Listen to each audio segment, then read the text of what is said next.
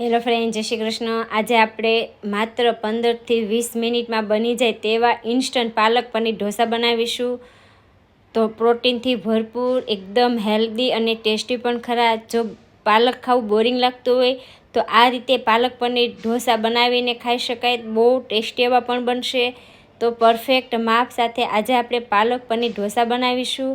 તો એક વાટકો ખીચડિયા ચોખા, તેની સામે ચોથા ભાગની અડદની દાળ લેશું, 1 ચમચી જેટલી ચણાની દાળ, અડધી ચમચી જેટલી સૂકી મેથી. ચારેય વસ્તુને આપણે સરસ પાણીએથી ધોઈ લેશું.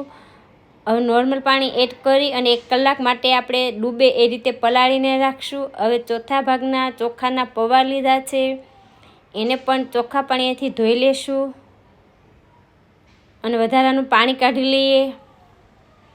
આ ચોખાના પૌવાને પણ આપણે 1 કલાક માટે રહેવા દેશું.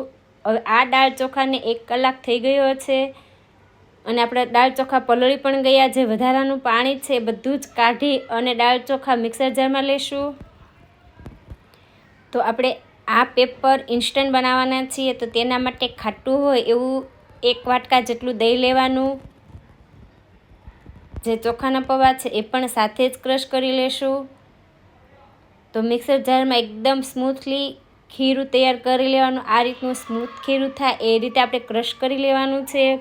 જો ખીરું તમને અત્યારે થોડું ઘટ લાગે તો થોડું પાણી એડ કરીને પણ તમે ખીરું તૈયાર કરી શકો. તો આ ખીરાને આપણે એક વાસણમાં લેશું અને ઇન્સ્ટન્ટ બનાવવાના છે. તો 1 મિનિટ માટે આ રીતે આપણે ફેટી લેશું. હવે ઢાંકી અને 1 કલાક માટે રહેવા દેશું. જો વધારે સમય હોય તો વધારે રાખવાનું. જેમ આ ખીરું પડ્યું રહેશે એમ આથો આવશે અને પેપર એકદમ ક્રિસ્પી બનશે. તો હવે 1 કલાક જેવું થઈ ગયું છે. તો સ્વાદ અનુસાર મીઠું અને જે રેગ્યુલર ઈનો આવે છે એ આપણે ચપટી જેટલો એડ કરશું. આનાથી પેપર જાળીદાર બનશે. માત્ર ચપટી જેટલો જ ઈનો લેવાનો છે. અને આ બેટર ઘટ છે તો પાણી એડ કરી અને આ રીતનું મીડિયમ એવું તૈયાર કરશું. વધારે ઘાટું પણ નહીં અને સાવ પતલું પણ નહીં. તો આ રીતનું થીક એવું આપણે બેટર તૈયાર કરવાનું છે.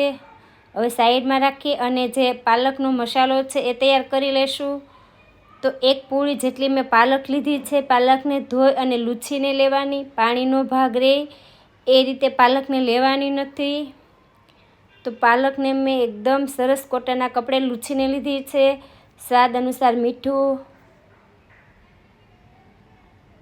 થોડો આમચૂર મસાલો, થોડો ગરમ મસાલો, થોડું ધાણા જીરું, થોડું મરી પાવડર અને 1 પેકેટ મેં મેગીનું લીધું છે. જો આનાથી ટેસ્ટ પણ સારો આવશે, પણ જો તમારે આગળ મેગીનું પેકેટ ના હોય તો તમારે જે સંભાર મસાલો આવે છે એ એડ કરવાનો.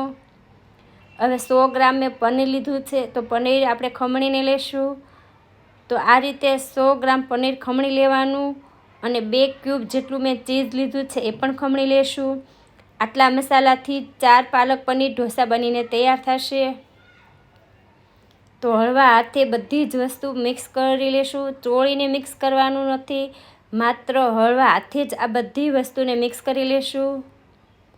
આપણે ઢોસાની પેન લેશું અને પેન ગરમ થઈ જાય એટલે થોડું તેલ અને પાણી એડ કરી અને આ લોઢીને કોટનનો કપડેથી લૂછી લેશું. પહેલી જ વારમાં તમારે થોડું તેલ નાખવાનું છે, પછી નાખવાનું નથી. આ પહેલું જ પેપર છે એટલે મેં આ રીતે થોડું તેલ એડ કર્યું છે.